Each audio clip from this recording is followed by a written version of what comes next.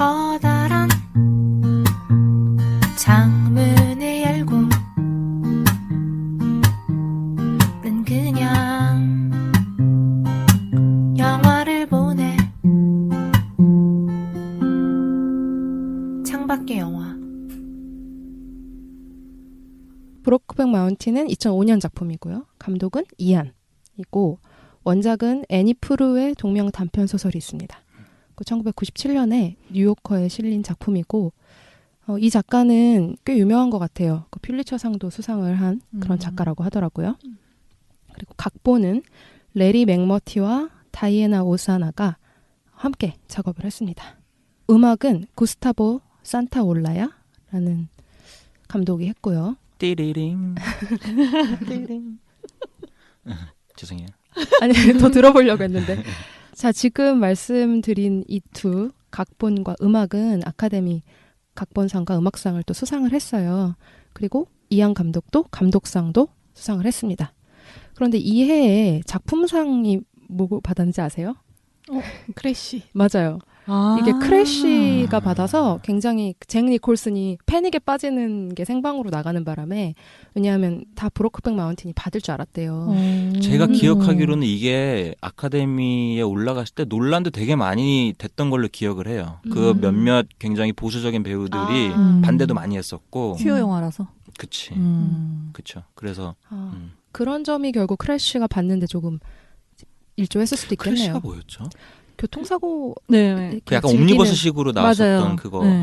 그것도 재밌었어요. 그것도 약간 계급 사회를 좀 이렇게 비꼬는 그런 것들이 있는 영화 아닌가요? 그죠. 흑인과 백인 사이. 그리고 그게 라든지. 여러 가지 사회 이슈를 옴니버스식으로 이렇게 막 풀었던 내 기억으로는 막 그랬던 것 같은데. 아마 그 작품도 좋은 작품이었으니까 받았겠지만 적어도 잭 니콜슨은 당연히 딱 펼치면 브로크백 마운틴 돼 있을 줄 알았나 봐요. 네, 근데 그 앉아있던 청중들도 술렁술렁거리는 바람에 되게 화제가 된 그런 아카데미 시상식이었다고 합니다. 배우는 좋아하실 것 같은데 히스 레저, 그리고 제이크 질레날, 그리고 미셀 윌리엄스, 앤 해서웨이, 케이트 마라 딸까지 한 5명 정도 소개를 해드릴게요. 이들은 영화를 찍을 당시에 20대 초중반의 젊은 배우들이었어요. 맞아. 자, 이제 줄거리를 들어갈 건데요. 저희는 줄거리를 항상 첫 장면으로부터 시작을 해요. 네. 그거를 우리 요정님이 계시거든요. 첫 장면 요정님이. 아까 지금 우리 하는데 여기 얘기에 참여를 안 하고 핸드폰에 이것만 계속 이거 한 5줄을 이것만 보고 계시더라고요. 들켰어요. 너무 중요한 역할이라. 네. 읽어주세요. 자, 은서 씨가 이제 소개해 주세요. 저기 부금 깔아주세요. 이런 식으로 처음 할 때 노래 나오잖아요. 처음에 그쵸. 네. 뜬 뜨든 큐. 따다단. 네, 이렇게 서정적인 기타 연주가 흐르고 있고요. 네. 산 아래 도로에서 트럭 한 대가 달리고 있어요. 이때 시간은 아마도 새벽녘? 네. 어스름한 그런 모습이고요. 해가 뜨고 그 차에서 카우보이를 쓴 애니스가 내립니다. 히스 레저죠. 네. 카우보이 모자죠. 카우보이 카우보이를 쓴 알고 있어요? 카우보이 하나 들쳐매고 머리에다가 아니, 은성 감독님이 항상 말실수를 하나씩 하시거든요. 꼭 하시거든요. 오늘 한 건 하셨네요. 네, 서정적인 오늘도 음악에 맞춰서 트럭에서 카우보이를 들러맨. 아, 제 모자 빼먹었어요? 진짜 여기 썼는데. 그렇게 보더니 못 찾으셨네요. 그거를. 네. 그때 자막으로는 1963년이라고 뜨고요. 와이오밍 주 시그널이라고 뜹니다. 네. 이때 구름이 굉장히 낮게 깔려 있고 그리고 나서 어떤 그 컨테이너 박스 이런 곳으로 애니스가 가요. 네. 그러고 나서 되게 상태가 안 좋은 검은 지프차를 네. 끌고 차가 이제 멈추죠. 요란한 소리를 내면서 이때 잭이 내립니다. 두 사람은 이제 서로를 발견하는데 별다른 말이 없어요. 네. 네, 여기까지입니다. 옷차림을 좀 더 설명을 드릴게요. 카우보이가 아니라 카우보이 모자를 쓰고 있고요.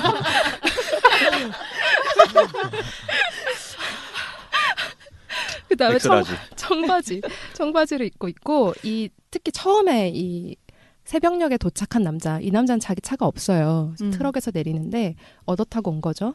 손에 굉장히 작은 꾸러미 하나를 갖고 있어요. 이 남자의 짐이 그게 전부예요. 네, 그게 애니스고요. 히스레저가 연기합니다. 그 다음에 지금 은선 감독님이 말씀해주신 검은 조그만 낡은 차, 그 차를 타고 온 남자가 역시 카우보이 모자 그리고 청청 패션을 네. 하고 내리죠. 근데 차가 말썽을 일으켰는지 막 때리면서 젠장 막 이러면서 내려요. 이 남자가 잭 트위스트고 제이크 질레날이 연기합니다. 네, 여기까지가 이 둘의 첫 만남의 장면이고요. 네. 이제부터는 저희가 손석구 배우님께 부탁드린 게 있었어요. 아 뭐죠? 소설. 성대모사? 소설을 읽어달라고. 아, 난 성대모사라는 줄 알았어. 잭 트위스트 해, 애니스트 해, 뭐 해, 뭐 성대모사 뭐 해. 예, 성대모사 시간은 저희가 뒤에 좀 준비를 해놨고요. 아, 사실 성대모사 준비 안 했어요. 이거 하라고 하면은 뭐 막 하는데, 예. 되게 열심히 했나 보다. 아, 오면서 몇 번 이렇게 이따가 기대됩니다. 예. 네. 그래서 그 받으셨죠 파일? 파일. 며칠 전에 내가 보내줬잖아. 아, 응, 응. 네. 사진으로. 잠시만요. 자, 지금부터 그거를 읽어볼까요? 네, 읽어드릴 게 뭐냐면 이 원작이 있다고 했잖아요. 네. 그 원작에는 이 두 주인공에 대한 더 자세한 묘사가 나와 있어요. 네, 이제 근데 영화로 들어볼게요. 따지면은 이제 인물의 전사 영화에는 나오지 않지만 뭐 이 배우들에게는 설명해줄 수 있는 삶이 있을 거 아니에요. 그 이야기입니다. 네. 이거 맞아요. 그 MBC 다큐멘터리 뭐 곰 이런 거 보면은 되게 잘하시잖아요. 그 나레이션. 저는 그런 건 잘 숙달되지 않아서 그냥 제가 평소에 읽는 대로 읽을게요. 네. 두 사람은 각기 그 주의 반대쪽 구석에 자리한 작고 가난한 목장에서 자랐다. 잭 트위스트는 몬태나주 경계 라이트닝 플랫에서, 애니스트 헬마는 유타주 경계선 근처 세이지 주변에서 고된 노동과 궁핍 속에 컸는데 둘 다 고등학교를 중퇴한 시골 청년으로 아무 전망도 없었고 예절에 서툴고 말도 거칠었으며 금욕적인 삶에 익숙했다. 부모가 두 군데에서 담보대출을 받은 목장 하나와 현금 24달러만 남긴 채 데드 호스 로드에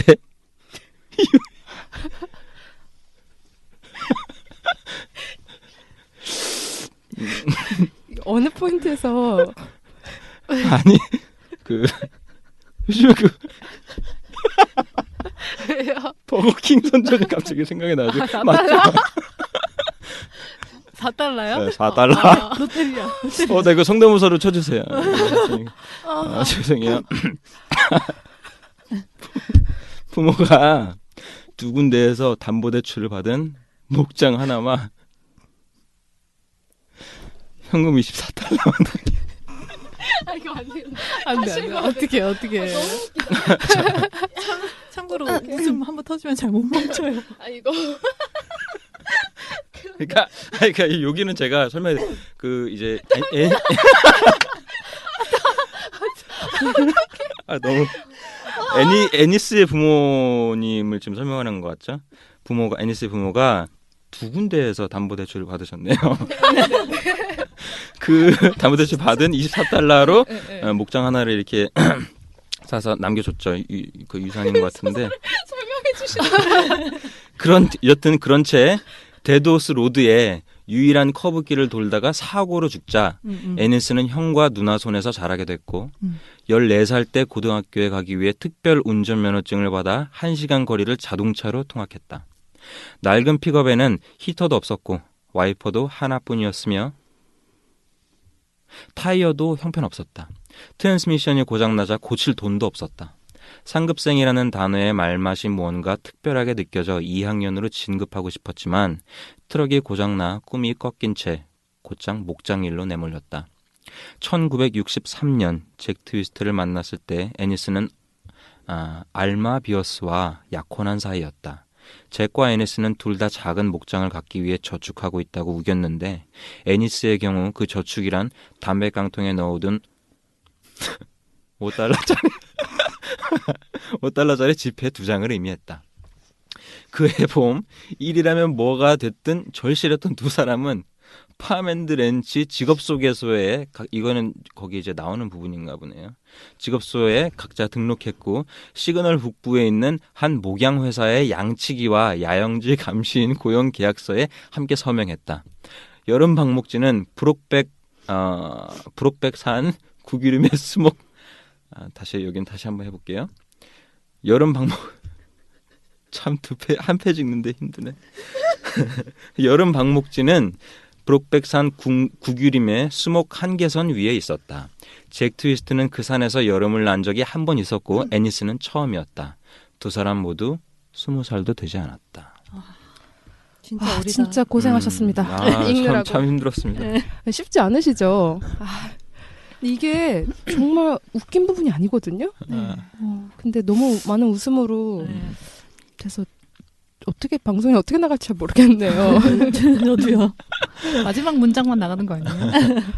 굉장히 좋은 목소리로 진지하게 읽어주신 부분이 있어서 네.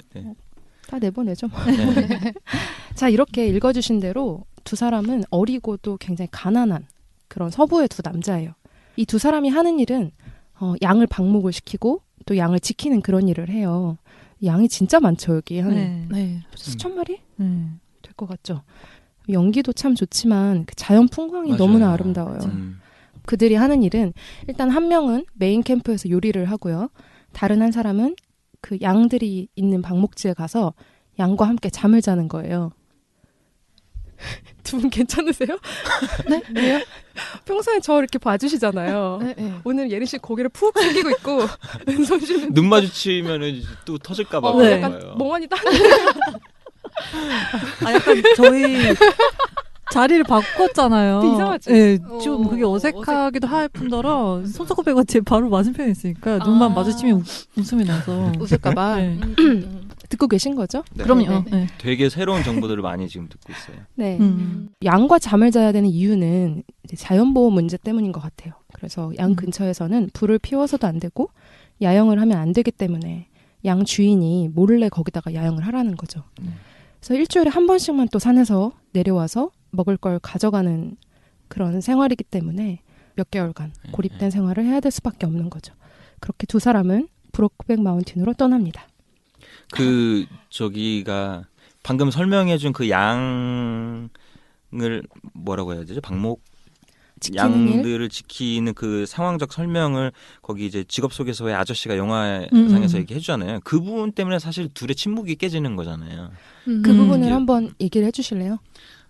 저는 그냥 그 무슨 말씀을 드리려고 했냐면 그 아저씨도 연기를 정말 맛깔나게 잘하시잖아요. 맞아요. 그리고 어떻게 보면은 그것도 뭐 굳이 아이러니를 찾자면 그 둘을 연결해주는 사람이잖아요. 아마 일을 연결해주기도 하지만. 그렇죠. 그 아저씨가 무슨 일이 있어서 그날 막 저녁까지 안 왔으면 약간 그 둘의 분위기는 끝까지 말을 안 섞었을 법한 그런 분위기인데 어떻게 보면은 그 아저씨를 서로 이렇게 뒷담화를 하면서 어떻게 보면 좀 친해지는 그 연결고리가 생기잖아요. 그렇게 하면서 이제 둘이 뭐 어색하지만 맥주도 한 잔 마시러 가고 그 직업 소개서에서 나와서 저는 시작도 되게 인상적이었어요. 이 대사를 처음에 하는 캐릭터가 그런 어떤 잭도 아니고 애니스도 아닌 그 아귀레스. 아귀레스. 아귀레. 아귀? 아귀레 아니에요? 세 글자인데. 아기리 뭐 이랬던 것 같아요. 그분이 어떻게 보면은 처음에 이제 그 영화 딱 시작하면은 계속 막 약간 숨막히는 그 맞아요. 분위기를 탁 틔워주는 역할을 너무 잘해주셔가지고 영화 처음부터 되게 인상에 남았었거든요. 지금 말씀해주신 대로 분명히 새벽녘에 도착해서 컨테이너 박스 앞에서 기다리고 있죠. 한마디도 안 하죠. 한마디도 안 해요. 네. 두 사람이. 근데 잭은 이렇게 흘끔흘끔 거울을 네, 통해서도 맞아요. 보고 끊임없이 아이 컨택을 하려고 해요. 음. 근데 이제 그 애니스는 카우보이 모자로 푹 눌러쓰고 네. 시선을 가리죠. 자, 지금 말씀해주신 대로 좀 애니스가 더 말이 없어요. 네. 잭보다. 그런데 단 둘이 있다 보니까 조금씩 얘기도 나누게 되는 거예요. 그래서 어느 밤에는 위스키를 잔뜩 마시고 취해버립니다. 원래는 한 명은 올라가서 양이랑 자야 되는데 그날은 둘이 함께 처음으로 메인 텐트에서 잠을 자게 된 거예요. 그리고 그날 밤 두 사람은 사랑을 나누게 됩니다. 잭 같은 경우는 그 시선 처리 이런 것도 우리가 보면 관심이 있다는 걸 느낄 수가 있었거든요. 저는. 근데 애니스 같은 경우는 시종일관 말도 별로 하지 않고 표현도 별로 하지 않았는데 제게 키스에 애니스도 응하게 됩니다. 네, 그래서 그날 밤을 계기로 두 사람은 누구에게도 방해받지 않은 채 브로크백 마운틴에서 사랑을 나누게 돼요. 하지만 결국 떠날 날이 다가오고 두 사람은 산을 내려가게 되죠. 처음 만났던 곳으로 돌아온 두 사람은 그렇게 좋았는데 헤어질 때는 처음 만나는 것처럼 말도 없이 애틋한 포옹 하나 없이 그냥 헤어져 버리죠. 그 후 애니스는 예정대로 약혼녀인 엘마와 결혼을 하고요. 잭은 로데오에 도전하며 살아가게 됩니다. 두 사람이 재회하는 건 4년이 지나서예요. 그래서 애니스는 어느새 딸 둘을 키우는 아버지가 되었고 잭 역시 부잣집 딸하고 결혼해서 아들 하나를 두고 있습니다. 여기서 애니스의 아내 엘마는 미셸 윌리엄스가 연기를 하고요. 잭의 아내 루리는 앤 해서웨이가 연기합니다. 실제로 히스레저는 여기서 미셸 윌리엄스와 사랑에 빠지고 딸까지 낳게 됐고요. 뭐 영화의 이야기가 좀 깨질 수도 있는데 연인이었던 그 제이크 지렐레날이 대부가 되어준다고 해요. 실제로는 딸의. 자, 어쨌든 영화적으로는 4년 만에 이제 재회를 하게 되거든요. 두 사람이. 그런데 그렇게 잘 일상을 꾸려가던 두 사람이 만나자마자 정말 이성을 잃어버릴 만큼 그 처음 사랑했던 그 감정을 그대로 다시 느끼는 거예요. 그렇게 무뚝뚝하고 자기 표현에 익숙하지 않은 애니스가 이성을 거의 잃은 거죠. 문 앞에서 막 키스를 해요. 둘이. 맞아. 밀어붙이면서. 근데 그 장면을 아내인 엘마가 보게 되죠. 네. 두 남자는 서둘러서 밖으로 나가버리는데 이제 굉장히 애니스가 굼뜨거든요. 일할 때도 빠르지 않아요. 별로. 근데 그날 이 잭과 나갈 때 그 모습이 너무 빠르더라고요. 막 짐 챙겨가지고 서둘러서 나가는데 거의 어린아이처럼 흥분을 해가지고 막 2, 3일간 못 들어온다. 자기는 낚시하러 간다. 이 정도 통보를 해버리고 사라지는 거예요. 딸도 그냥 한번 쑥 안아주고 뽀뽀해주고 나가죠. 다시 엄마한테 네. 주죠. 음. 그렇게 그 둘은 사람들의 눈을 피해서 깊은 산속으로 들어가고요. 캠핑을 하며 사랑을 나누는 생활을 이어가게 됩니다. 항상 잭이 애니스를 한 14시간 정도 운전하나요? 맞아요. 운전을 해서 만나는 방식으로 이어가는 거예요. 근데 잭은 애니스한테 계속 얘기를 해요. 둘이서 삶을 꾸려가자. 이제 우리 둘이 열심히 살면 뭐 있을 거야. 하지만 애니스는 그건 절대 안 된다며 단호하게 반응합니다. 여기서 어린 시절 애니스가 겪은 끔찍한 사건 하나가 나오는데요. 어렸을 때 애니스의 마을에 남자 둘이서 함께 사는 사람이 있었다는 거예요. 이제 들려주는 거죠, 잭한테. 근데 그 사람들은 목장을 같이 운영을 하는데 항상 뒤에서 사람들이 수군댔던 거죠. 남자 둘이 사니까. 그리고 어느 날은 그중 한 사람, 얼과 리치 중에 얼이 죽나 그러는데 얼이 처참하게 살해를 당하는 거예요. 근데 여기서 그치는 게 아니라 애니스의 아버지가 그 9살밖에 안 된 아기를 데리고 그 끔찍하게 훼손된 시체를 보여주죠. 그래서 그때 애니스는 이 남자를 죽인 사람이 우리 아버지인 것 같다라는 생각을 하게 돼요. 그만큼 애니스에게 이 잭과의 사랑을 인정한다는 거는 그만큼 힘든 일인 거예요. 네. 그렇게 두 사람은 20년 동안 서로의 사랑을 이어갑니다. 자, 여기서 두 사람의 사랑은 어떤 결말을 맞이하게 될까요? 여기까지. 네. 그러면 저희가 해시태그 4사자평인데요. 오늘은 제일 마지막에 들어보고요. 석고 배우님 거는 은선 씨부터 해볼까요? 네. 저는 5글자. 침묵의 포옹. 침묵의 포옹. 저는 사랑과 혐오. 저는 그 남자의 산. 네. 저는 이거를 로맨스의 극이라고 생각해요.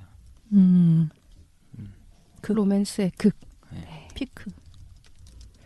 자, 이렇게 해서 이제 5자평에 대한 이유를 돌아가면서 얘기를 하거든요. 네네네. 은선 씨부터 해볼까 봐요. 저는 그 어떤 장면이랑 연관이 있는 것 같아요. 침묵의 포옹. 백허그. 네. 아니요. 셔츠를 아, 포옹할 때 그 장면 진짜. 그때 말이 없잖아요. 근데 네. 셔츠를 포옹할 때? 말이 없죠. 침묵의 포옹. 혼자 있으니까. 그 장면을 되게 좋아해가지고. 셔츠를 포옹했다는 거는 그 걸려 있는 걸 말씀하시는 거예요? 네. 2번 나오잖아요. 네. 첫 번째 발견했을 때 하고 맨 끝 장면에 나오죠. 그때는 포옹을 하진 않죠. 셔츠가 셔츠를 포옹하고 있죠. 아, 그쵸. 네. 아, 저는 그렇게 이해했거든요, 지금. 아. 셔츠가 셔츠를 포옹한 모습으로 네네. 생각해서. 근데 그 셔츠에 대한 이야기는 아마 다들 아실 것 같기도 하고 이따가 더 하면 좋을 것 같고. 네. 히스레저가 낸 아이디어 얘기하시는 거예요? 아, 네네. 그 히스레저가 아이디어를 냈대요. 그냥 지금 얘기하는 게 더 좋을 것 그래요? 같아요. 네. 왜냐하면 그 셔츠 얘기니까. 네. 아, 네네. 그 셔츠를 발견을 하고 가져가잖아요. 그러고 나서, 마지막 장면에 이제 자기의 옷장을 열었을 때 그 2개의 셔츠가 나오고 브로크백 마운틴 엽서가 나오잖아요. 맞아요. 이때 셔츠가 바뀌어 있잖아요. 맞아요. 음. 네. 처음에 발견했을 때는 음. 애니스께 안에 들어 있었고 맞아요. 친구의 네. 포옹이라고. 그것도 그랬고 그렇다. 마지막에는 바꿨죠. 제게 셔츠가 안에 있고 애니스의 셔츠가 맞아요. 위로 있는 네. 걸로 바뀌면서 네 그러네요. 그것도 되게 인상적이었어요. 그거를 이제 잭 엄마가 처음에 애니스가 등장했을 때랑 똑같이 그 종이 꾸러미 백에다가 담아주잖아요. 처음 등장했을 때랑 똑같이 퇴장을 하잖아요. 이게 옷을 담아온 그 아까도 말씀하셨던 것처럼 갖고 있는 재산이 그게 전부였다는 걸 보여주는 꾸러미. 그, 종이 꾸러미 가방 거기다 셔츠 2개 넣어가지고 떠날 맞아요. 때도 그거밖에는 안 남잖아요. 네. 그게 이 영화는 진짜 그래서 그날 마지막 날 촬영 날 이제 히스레저가 와가지고 자기가 아이디어가 있다. 그 셔츠 위치를 바꾸자라고 마지막 셔츠를 히스레저 아이디어로 바꿨다고 해요. 근데 그거 영화 처음 봤을 때 발견하셨어요? 셔츠 바뀌었다는 거? 전 2번 봤을 때 알았거든요. 다 처음에 발견하셨어요? 처음에 봤을 때 저는 영화 아무것도 기억이 안 나요. 그러니까 장면이 처음 볼 때 흐를 때 딱 마지막 장면 나왔을 때 셔츠가 그러니까 위치가 바뀌었다라는 거 인지를 처음에 봤을 때 인지 그쵸. 잘 못했어요. 하기 어렵죠. 네. 맞아요. 여러 번 봐야지 더 잘 보이는 영화 같기는 해요. 네. 네, 모든 영화가 그렇긴 하지만 다정한 뭐였지? 침묵의 침묵의 포옹. 포옹. 네. 다정한 지난번에 침대 아니고요. 콜미 바이 유어 네임이 다정한 침대 헷갈려가지고. 나 그거 아직 안 봤어요. 아, 그렇구나. 콜리바요. 네. 약간 맥이 좀 있는데 있죠, 있죠, 있죠. 이 영화. 참고했을 것 같아요. 볼 수 있을 법한 부분들이 있는 것 같아요. 참고로 여기가 1963년에 서부가 배경이면 거기는 예린 씨가 태어난 석구 씨가 태어난 1983년 여름 이탈리아. 에서 시작을 하죠. 시작하는 방식은 같아요. 자막으로. 어떻게 보면 이 둘이 죽는 잭이 죽는 애네. 그러면 거의 83년이니까요. 아, 그러네요. 20년 후. 네. 콜리바 유어 네임에서도 셔츠가 어떤 또 오브제로 나오잖아요. 맞아요. 약간 근데 참고했을 것 같아요. 참고한 거니까요. 음. 셔츠 색깔도 비슷하고. 네. 남자의 셔츠는 어떤 의미인가요? 냄새. 네? 냄새. 냄새? 냄새? 냄새. 채취. 채취. 채취. 셔츠는 맞춰 입을 때 가장 좋은 거죠. 맞춤. 맞춤? 제가 요즘에 네. 들어가는데 네. 셔츠를 맞췄어요. 와이셔츠라고 하죠. 네. 그 맞추니까 내 몸에 착 감기는 게 참 좋더라고요. 슈츠 장인이라는 별명이 있습니다. 참고로 손석구 배우는. 저는 네. 평소에 슈츠를 전혀 입는 스타일은 아니지만 네. 근데 지금 말씀하실 때 내 몸에 맞는 셔츠를 입으니까 자기 몸 같았다고 했잖아요. 남자의 셔츠는 때로는 몸 같은 걸 수도 있겠네요. 셔츠가 그 뭐라고 하죠? 소모품이라고 하나? 원래 그렇대요. 그러니까 그 상의 자켓을 안 입고 셔츠만 입는 거는 원래는 내복만 입고 있는 거랑 같은 거라고 하더라고요.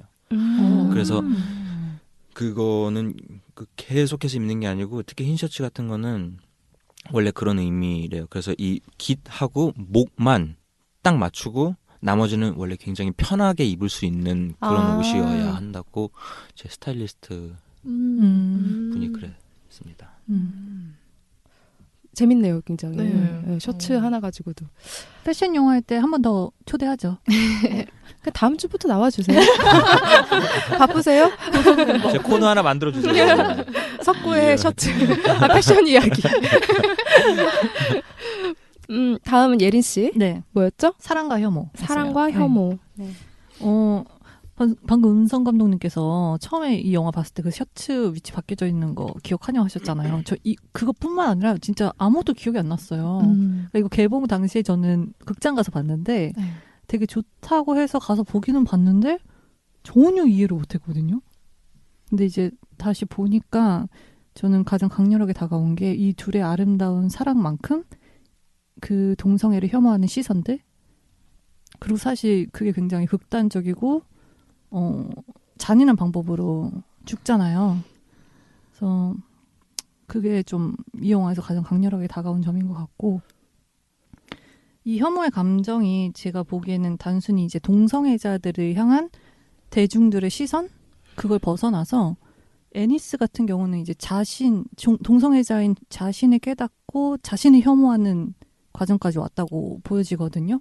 그래서 마지막에 딸이 계속 다가가잖아요, 아빠한테. 큰딸 네. 엘마 주니어. 네, 그런데 계속 거절을 하죠. 그래서 왜 그럴까 그 부분을 좀 생각을 해봤는데 약간 스스로를 보여주는 듯한 그런 느낌이 좀 들었거든요. 자기는 뭔가 일반적이지 않고 다른 사람이고 어떻게 보면 그게 죄악으로 여겨졌던 시대였으니까 그거를 혼자서 감내를 해야 된다는 그런 과정으로 봤어요, 저는. 그래서 자기를 받아들이고 자기의 사랑을 쟁취하는 잭도 남들에게서 혐오의 감정을 느끼게 되고 결국 죽음에까지 이르는 거고, 자신의 정체성을 밖으로는 오픈하지 못하지만 그걸 알게 된 이상 스스로를 혐오하는 그런 과정이 담겨져 있는 영화가 아닌가 싶었어요. 네. 그래서 사랑과 혐오라고 하셨고요. 네. 저는 그 남자의 산이라고 했는데 여기서 그 남자는 애니스에 가깝긴 하지만 잭일 수도 있고 혹은 1960년대의 게이들일 수도 있을 것 같아요. 네. 그러니까 이제 이 산이라는 게 두 가지 정도 의미가 있을 것 같아요. 이 영화에서 먼저 브로크백 마운틴은 사랑의 장소죠. 네. 두 사람이 항상 돌아가고 싶어하고 묻히고 싶어할 정도로 소중한 사랑의 공간이고 이 산이라는 거 근데 또 다른 의미는 보통 내 앞에 산이 있다 이렇게 했을 때 우리한테 느껴지는 게 굉장히 거대하고 내가 도저히 극복하지 못할 것 같고 그런 걸 우리는 보통 산이를 비유하잖아요. 저는 이 영화 속의 산도 그 두 가지 의미가 다 있는 것 같아요. 그래서 결국 애니스는 이 산으로 항상 들어가서 짧게 뭔가 진실을 경험하지만 끝내 산을 넘지는 못한 그런 사람인 것 같고, 잭이라는 사람은 그 산을 넘으려다가 결국에는 희생당한 네, 결국 넘지 못한 거죠, 둘 다. 네. 그런 면에서 그 남자의 산이라고 했습니다. 네. 네. 석구 배우님은 로맨스의 극이라고 해주셨고요. 네. 네. 저는 딱 이게 제가 좋아하는 류의 영화예요. 이런 류의 소설이나 뭐 음악이나 그림이나 이런 거를 전 너무 좋아하는데, 그러니까 제가 말하는 로맨스라는 거는 나름의, 저는 로맨스를 정의를 하자면 저는 로맨스물을 좋아하니까 로맨스가 어떻게 보면은 그 남녀, 남남, 여여 이런 거에 어떤 어떻게 보면 좀 섹슈얼한 게 들어간 느낌보다도 저한테는 그 정의를 하자면 타인을 생각하는 마음, 이게 저는 로맨스라고 생각을 하거든요. 네. 그거에 진짜 정점인 것 같아요. 이 글은. 그래서 사실 저는 이 앵리 감독님이 정말로 표현을 잘했다고 생각하는 거, 아까 전에 서로가 서로한테 빠져드는 것도 사실 대사로 표현하지 않잖아요. 이게 현장에서 얼마나 많은 이거를 관객들이 느낄 수 있게 우리가 대사 없이 표현을 하기 위해서 정말 많은 고민을 했을 거가 보이잖아요. 그 영화 보면. 근데 왜 그랬을까, 이런 사실 대사로 쳐주면 너무 쉬운 것들을 이렇게 눈빛이나 그냥 서로 보지 않는 행위나 이런 걸로 표현을 하는 게 사실 마음이 여린 사람들이 그러잖아요. 그게 그 사람들이 왜 그러겠어요. 쉽게 표현하기 어려운 이유가 뭐 간단히 얘기하면 걱정이 많은 거죠. 그리고 나보다는 남을 항상 먼저 생각을 하기 때문에 이제 이 둘이 전 굉장히 여린 사람이라고 생각을 해요. 그런 사람들이 만났을 때에 사실 굉장히 비극적이죠. 사실 남녀가 만나면 누구 하나는 좀 알파여야 이게 관계가 조금 진전이 되는데 이 둘은 그렇지 못하잖아요. 저는 잭도 되게 그런 인물이라고 생각을 하거든요. 그리고 개인적으로는 이게 저는 게이 이야기라고도 다가오질 않았었어요. 그러니까 어린애들 얘기 같았어요. 저는. 그 처음 만나자마자 하는 얘기도 부모님들에 대한 얘기고 그 애니스도 그 정말 자기랑 너무 비슷한 딸을 낳아가지고 거기서 또 혼란스러워하고 아빠와의 기억 때문에 이게 그 얘가 어렸을 때 아빠가 그 되게 처참한 광경을 보여줬을 때 저도 그런 게 되게 있거든요. 저러면 아빠가 예를 들어서 너 물론 예를 들어서 뭐 돈 훔치는 거는 나쁜 거야. 이 정도로만 얘기해줘도 되는 거를 너는 하여튼 그거 하면 다리몽둥이 나 죽을 줄 알아. 막 이렇게 하면 그 애는 언젠가 한 번은 훔친다고요, 돈을. 그 사람이라는 게 웃기죠. 네. 그런 이상한 그 심리를 저는 표현한 거라고 생각을 했어요. 애니스가 내가 게이일까? 하게 그런 것 때문에 괴로워하는 게 아니고 나도 게이가 될지도 몰라. 라는 두려움 때문에 얘가 그거를 항상 두려워하다가 생각하다가 그렇게 하다가 잭이라는 사람을 만나면서 이렇게 폭발해 버리는 거잖아요. 근데 예를 들어서 얘도 그냥 좀 덜 로맨틱했다면 이 애니스가 덜 로맨틱했다면 아빠가 그러든 말든 무슨 상관이야. 난 내 인생 살 텐데. 이게 아니었잖아요. 아빠가 남겨준 유산을 어떻게 해서든 지키고 싶은 마음이 있는 거잖아요. 네. 그 사람 굉장히 좀 동양적이에요. 이 감독님이 그래서 그런지 그러다 보니까 점점 이 위에서 받아온 유산 때문에 자식들이 괴로워하는 두 사람이 만나서 그 괴로워하지 않아도 사실 되는데 그런 것 때문에 괴로워하는 게 굉장히 로맨틱한 사람들이 만나가지고 그 이루어지는 비극이라고 생각을 해서 저는 로맨스의 극이라고 생각을 해요. 그 저도 어렸을 때 영화관에서 봤는데 이해가 잘 안 갔었거든요. 그리고 오랜만에 보고 또 봤는데 지금 얘기 들으면서 제가 조금 깨달은 것 같아요.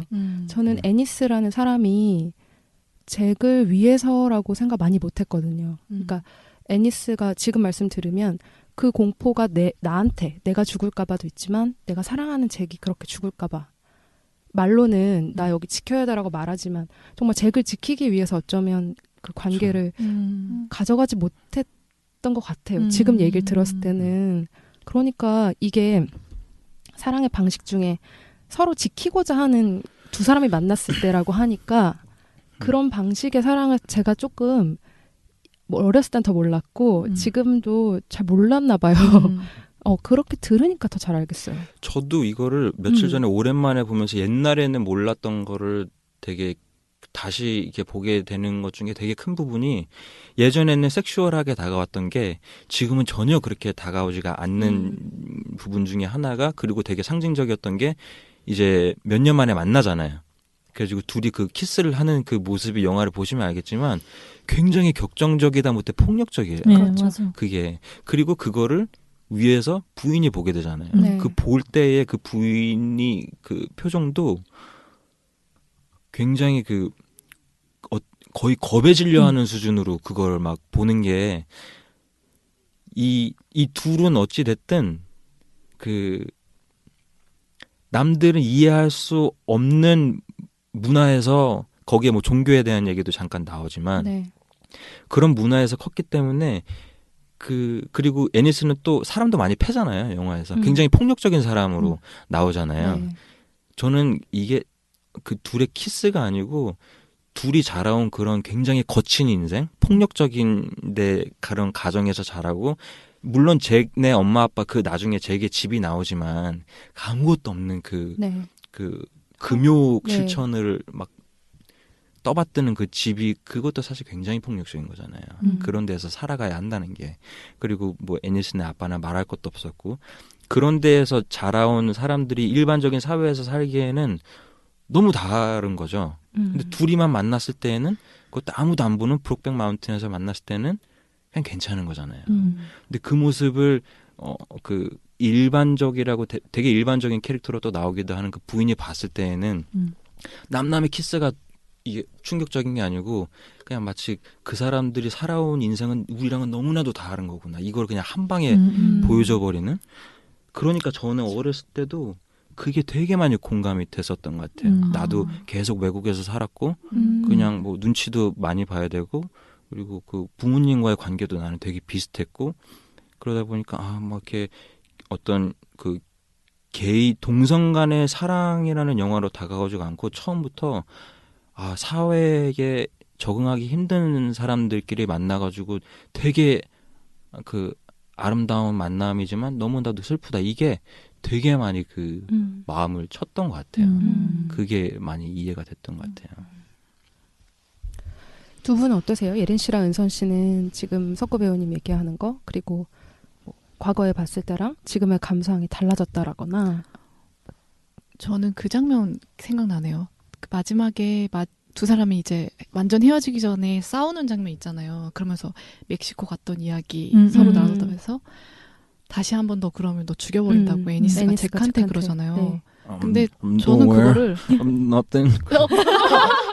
성대모사 시작했나요? 네, 중간중간 맞아요. 부탁드려요. 떠오를 때마다 Ennis Delmar.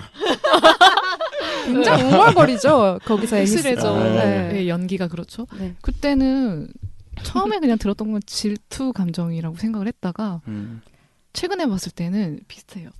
지키고 싶은 거예요. 그런데 갔다가 죽을까 봐. 어떻게 또 누군가의 해를 맞아요. 입을까봐. 죄송해요. 거기 하나 전 덧붙이고 싶은 게 이거 연기도 너무 잘하신 것 같아.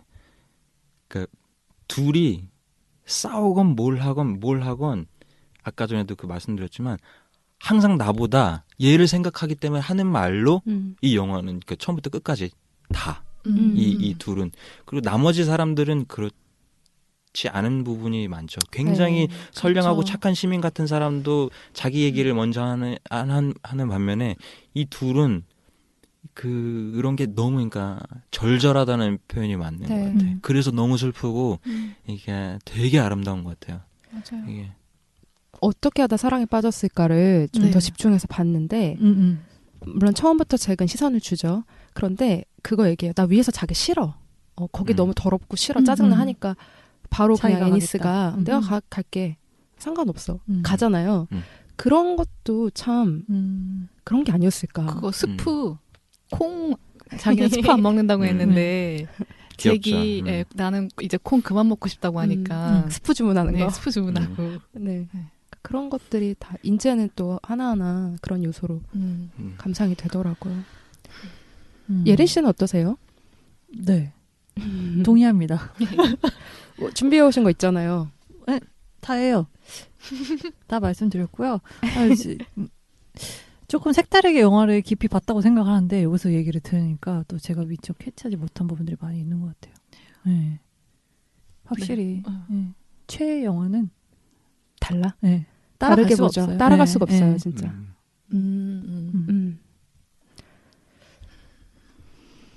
자, 그러면 연출적인 부분이나 연기에 대해서 얘기를 한번 해볼게요. 네.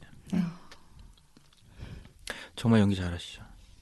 근데 오랜만에 보니까 이제 예린 씨도 그렇고 저도 그렇고 연기를 이제 업으로 하니까 시간이 가면은 와 이거 옛날에는 몰랐는데 이게 정말 잘했구나 이렇게 느껴지는 또 영화였던 것 같아요.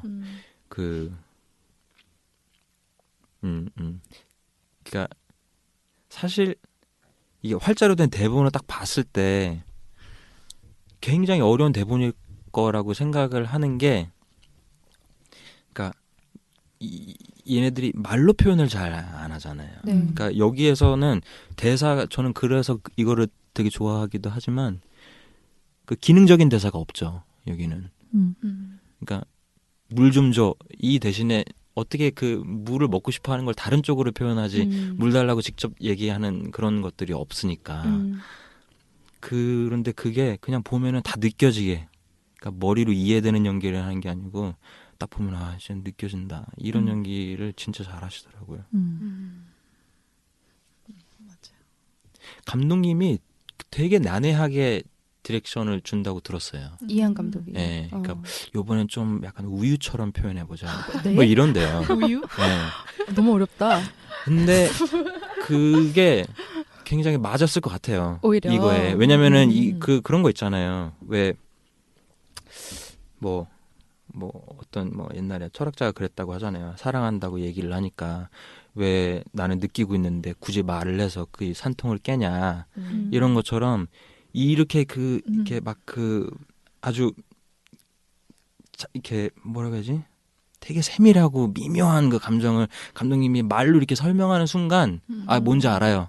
하지만 그렇게 알아듣고 표현하는 순간 이게 어떤 좀 이성적인 레벨에서 연기가 되지 이게 보고 막 이렇게 마음이 통해서 느껴지는 연기가 나오려면 어쩌면은 그런 게 또 괜찮았겠다 싶기도 하더라고요. 네. 개인적으로 궁금한 거 그러면 현장에서 그런 디렉션 주는 거 어떻게 생각해요?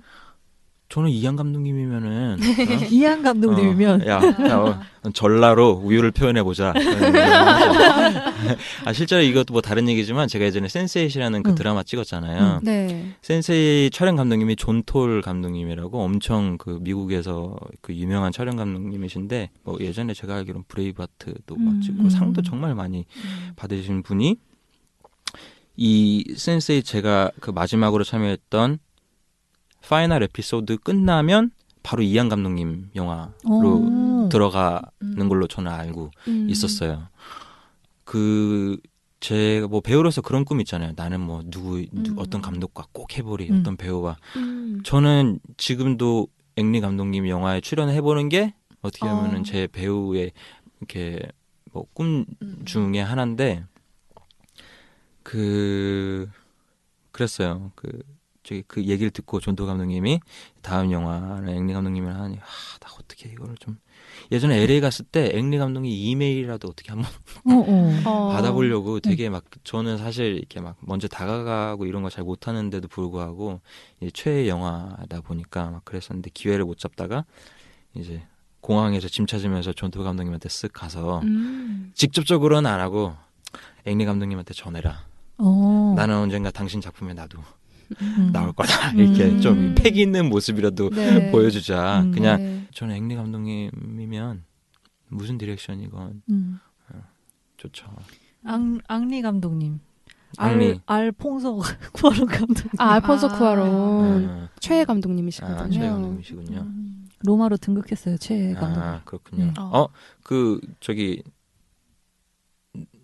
오마에와 오마에와 너의 이름은 너의 이름은 키미노 나마에와 뭐야 지금? 너의 이름 뭔 얘기야? 너의 이름은 애니메이션. 키미노 나마에와. 그분이 최애 감독님 아니세요? 신칼 마코토요? 호소다 마마 모르겠죠. 그래서 난 그림으로 출연하고 싶어하는 줄 심지어 다른 감독님이요. 호소다 마마. 네, 호소다 마모로. 애니메이션을 잘 몰라가지고 그림에 출연할 수가 없으니까. 네. 모델해 주세요. 이렇게 해가지고. 네, 생각해 볼게요. 네. 불러주시면. 시간을 달리는 소녀가 또 최애 작품이어서 맞아요. 그죠. 네. 자 이렇게 얘기하고 있는데 자 연출 또 연기 두 분 석구 배우님도 연출이나 연기적으로 어떤 얘기 더 해볼 수 있을까요? 일단 캐스팅 할 때는 이 두 사람이 첫 번째 캐스팅은 아니었다고 해요. 맞아요. 모든 배우들 정말 유명한 뭐 디카프리오나 브래드 피트, 맷 데이먼, 조셉 고든 레빗 등등. 조셉 고든 레빗이 그때 안 조슈아 유명했잖아요. 네, 근데도 언급이 나이가 어리니까 19살로 영화에는 설정이 돼 있어서 그 나이에 가까워가지고 근데 거의 다 오케이 한 다음에 한두 달 있으면 다 거절을 했다는 거예요. 애니스 역할이죠. 애니스 역할을 맷 데이먼도 잘 어울렸을 것 같다는 생각이 들어요. 잘했겠지. 네. 그래서 연구하자. 나중에 이제 히스레저가 그걸 받고 하고 싶어 할 때는 다른 사람이 이미 배정이 돼 있었던 거예요. 그랬는데 그쪽에서 이렇게 얘기했대요. 걱정하지 마. 한 달 있으면 안 한다고 할 거야. 그래서 정말로 한두 달 후에 안 왜 한다고 하고 했을까요? 아마 많은 이유 중에 수위 때문에 동성애 이게 2005년이니까 그런 부분 이미지 잃을 게 좀 더 있다고 생각했지 않을까요? 탑스타들은? 막 딱 고를 때 이제 막 치고 올라오는 배우한테 되게 좋은 기회인 것 같아요. 항상. 그쵸. 네. 그걸 잘 잡으셨네. 이거 한번 여쭤볼까? 잭과 애니스 네. 중에 네. 배우님 해보신다면 어느 역할 더 해보고 싶으세요? 이제 해보고 싶다기보다도 저는 뭐 두 개 다 하면은 너무 빠져서 재밌게 할 것 같은데 아마 그러니까 선택을 하시는 분의 입장에서는 애니스가 더 어울린다고 생각을 하실 것 같아요. 그러니까 저를 조금 알게 되면 아마. 근데 저는 둘 다 그 직업 속에서 그분도 좋고 그 역할은 안 하실 거예요 아마. 콩 갖다 주는 그 멕시코 아저씨. I thought you didn't eat soup. 이거. 아따이된 쏙. 근데 저는 만약에 하신다면 잭을 보고 싶어요. 저는 처음 이제 거의 뵀으니까 네. 느낌에 오늘의 느낌에는 맞아요. 그 뭐지? 특히 백만 보고 오셨다고. 네. 그것 때문인가? 여운? 요즘에 약간 좀 어떻게 보면 그래도 제기에 살짝 표현도 더 하고 밝고 이러잖아요. 약간은. 네. 그러니까 저도 얘기하면서 제기 더 올릴 수도 있겠다는 생각도 했어요. 두 사람 에너지가 되게 다르잖아요. 히스레저랑 그죠. 제이크 질레날이랑 어떠셨어요? 그 두 사람의 연기? 그러니까 이게 뭐 그분들이 이게 미국까지 전파를 타지는 않으니까 저는 개인적으로는 히스레저의 연기가 너무 좋았어요. 네. 그러니까 그 진짜 활자 너머를 이해하고 연기하는 느낌은 딱 그분한테만 많이 받았던 것 같아요. 전 그 딸도 사실 제가 그거 보면서 그 딸이 케이트 어떻게 마라? 네, 네.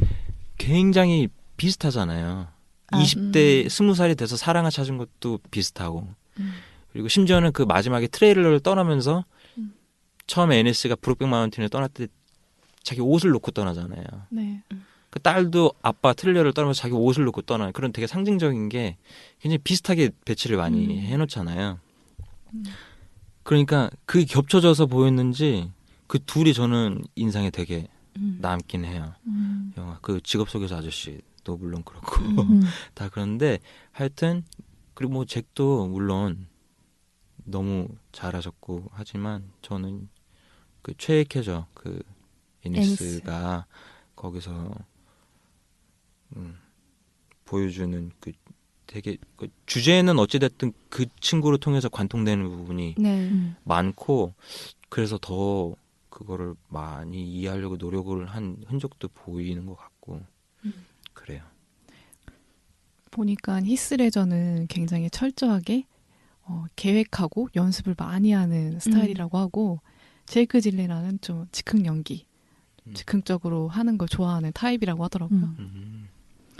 근데 히스레저 연기력이 너무 유명하잖아요. 네. 근데 저도 뭐 제가 이런 얘기를 할 입장은 아니지만 두 분의 연기를 봤을 때 히스레저의 연기가 훨씬 이제 눈에 띄긴 했는데 좀 나이가 들고선 다시 보니까 제이크 질레날이 그러니까 연기 너머에 그 사람 자체가 주는 느낌이 좀 있는 것 같아요. 맞아요. 네. 그 굉장히 잘 어울렸어요. 그 역할 자체가 진짜.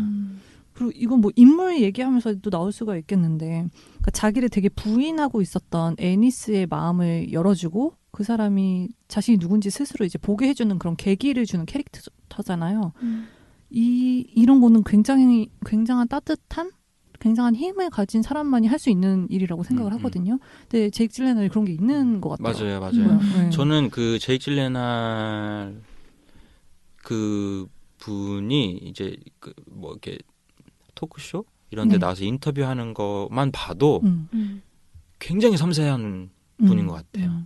그리고 그 좀 사려 깊다고 하죠. 네. 굉장히 사려 깊고 그 눈빛도 되게 그렇고 맞아요. 말투도 굉장히 조금 여성스럽기도 하고 좀 마초랑한 거리가 먼. 그래서 저는 그분 영화를 볼 때 그분이 상당히 좀 마초적인 쪽으로 가는 캐릭터보다 이런 쪽으로 하면 너무 잘 어울리는 것 같아요.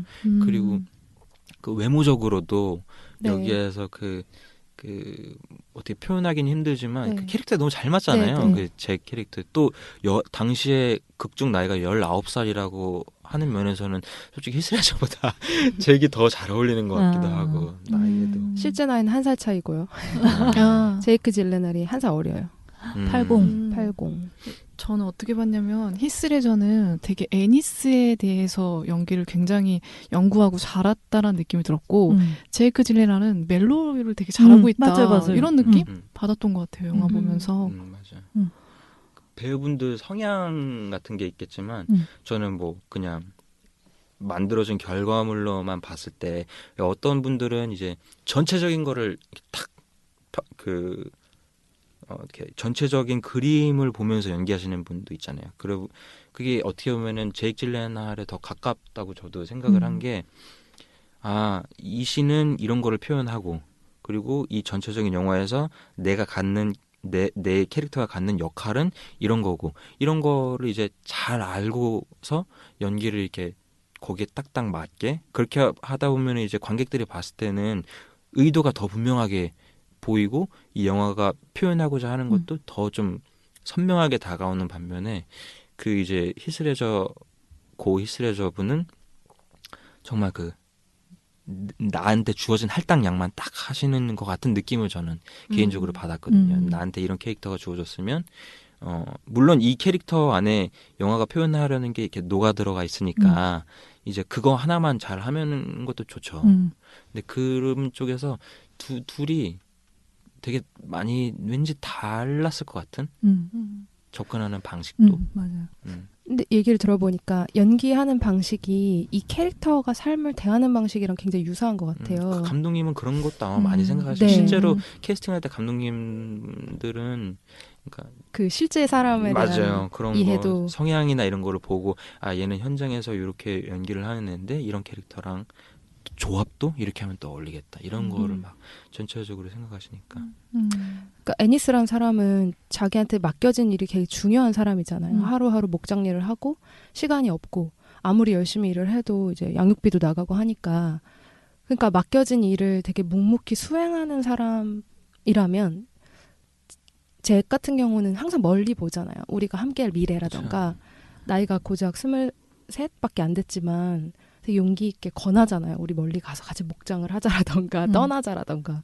근데 그런 태도와 지금 두 분이 말씀하시는 연기를 대할 때 큰 그림을 보고 주어진 거에 집중한다. 이런 것도 굉장히 비슷하다는 느낌이 드네요. 네, 그러네요. 저는 이거 콜미랑 네. 비교? 그 로마도 비교를 할 수 있을 것 같은데, 그러니까 저희가 이거 얘기하면서 콜미랑 로마 다룰 때 자연에 대해서 언급하면서 얘기를 했었잖아요. 그래서 그때 그랬죠. 자연 그리고 여름애님이 언급하셨던 여름. 이제 사람이 자연의 힘에 항복을 하여서 벌거벗고 그만의 자연스러움을 간직하게 되는 그런 시기, 순간들에 대해서 얘기를 했는데 브록백 마운틴도 자연이 계속 그 강조가 돼서 나오고 제목 자체도 브록백 마운틴이라는 게 요거랑 일맥상통하는 것 같다는 생각이 들었거든요. 그래서 사회적인 편견, 뭐 시대적인 편견과 시선을 벗어나서 자신의 본성에서 나오는 진짜 사랑을 찾아가는 과정이 이 제목과 영화 전반적인 그런 그림에 다 녹아들어져 있는 게 아닌가라는 생각이 조금 들었어요. 그런데 콜미바유님이랑 비교를 해서 조금 보자면 콜미는 제가 보기에 조금 더 정갈하고 다듬어진 자연의 아름다움 그리고 두 사람의 사랑도 약간 조심스럽죠. 조심스럽고 정제된 조금 그런 느낌이 있었다면은 브록백 마운틴에는 조금 더 통제 불능의 자연 야생. 네, 야생 맞아요.